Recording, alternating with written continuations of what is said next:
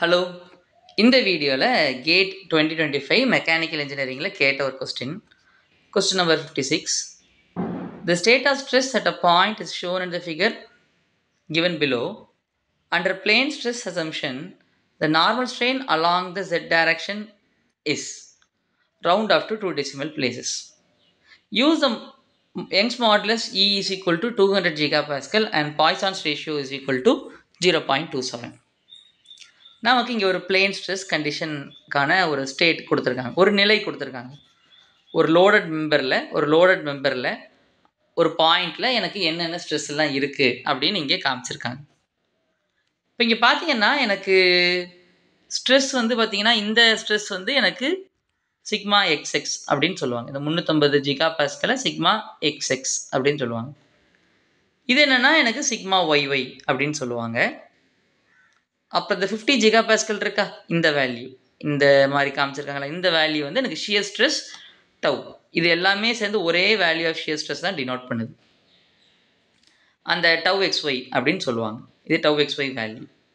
இப்போ நமக்கு இதில் என்ன செக் கொடுத்துருக்காங்கன்னா, இந்த படத்துல இருந்து எப்படி வேல்யூவை நம்ம கண்டுபிடிக்கலாம் அப்படின்னு கொடுத்துருக்காங்க. நம்ம பசங்க என்ன பண்ணிடுவாங்கன்னா, நமக்கு இது வந்து சிக்மா இசட்ல தான் ஸ்ட்ரெஸ்ஸு இல்லையே அப்படின்னு நினச்சிட்டு சிக்மா இசட்ஸோட அதனால் ஸ்ட்ரெயின் இருக்காது அப்படின்னு டேரெக்டாக 0 ஆக்கிடுவாங்க. ஆனால் அது அப்படி கிடையாது. இது வந்து plane stress condition. Plane stress கண்டிஷனில் சிக்மா இசட்இசட் 0. ஸோ பிளேன் ஸ்ட்ரெஸ் கண்டிஷனுக்கு சிக்மா இசட்இசட் 0. ஆனால் நமக்கு ஸ்ட்ரெயின் 0வாக இருக்கணுங்கிற அவசியம் இல்லை. ஆனால் சில கேஸில் 0வாக இருக்கும். It is not equal to 0 always. அது 0வாக இருக்கும் வாய்ப்பு இருக்குது. இப்போ இந்த சிக்மா இசட்இசட் தான் கண்டுபிடிக்க சொல்லியிருக்காங்க. இப்போ இதுக்கு ஃபார்முலா என்ன? Sigma Z is equal to sigma X by E minus nu into sigma Y by E minus nu into sigma Z by E. சரி, நான் ஃபார்முலாவை நான் தப்பாக எழுதிட்டேன். ஃபஸ்ட்டு இதில் இங்கே சிக்மா இசட் கண்டுபிடிக்கணும்னா இந்த இடத்துல நான் என்ன சப்ஸ்டியூட் பண்ணணும்னா sigma Z by E minus nu into sigma Y by E minus nu into sigma X by E. இதுதான் என்னோடய formula. Sorry, corrected formula. Sorry. இப்போ இதில் நான் வேல்யூலாம் சப்ஸ்டியூட் பண்ணணும். இது ஒரு பிளேன் ஸ்ட்ரெஸ் கண்டிஷன். அப்படின்னா எது 0 எனக்கு? Sigma Z equal to 0. அப்படி தானே? இதுலேருந்து நான் யாரை காமனாக வெளியே எடுத்துடலாம்? நான் மைனஸ் நியூவை காமனாக வெளியே எடுத்துடலாமா? காமனாக எடுத்தால் எனக்கு என்ன ஆகும்? இதை மாதிரி எனக்கு ஃபார்முலா வந்து நிற்கும். இப்போது சிக்மா இசட் 0வாக இருந்தாலும் எனக்கு சிக்மா ஒய்யும் சிக்மா இசட்டும் இருந்தால் எனக்கு ஸ்ட்ரெயின் வந்து இசட் டைரக்ஷனில் இருக்கும். சிக்மா ஒய்யும் சிக்மா எக்ஸும் இருந்தால் ஸ்ட்ரெயின் வந்து இசட் டைரக்ஷனில் இருக்கும்.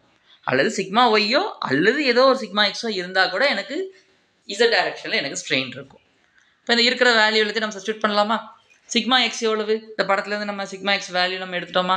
What is sigma X? அதெல்லாம் எடுத்து எழுதிடலாமா? Sigma X is equal to எனக்கு 350 ஜிகா பாஸ்கல். யூனிட்டோடு எழுதிக்கலாம், நம்ம ஜிகா பாஸ்கல் அப்படின்னு எழுதிக்கலாம். சிக்மா ஒய் எவ்வளவு? Minus 150 giga pascal.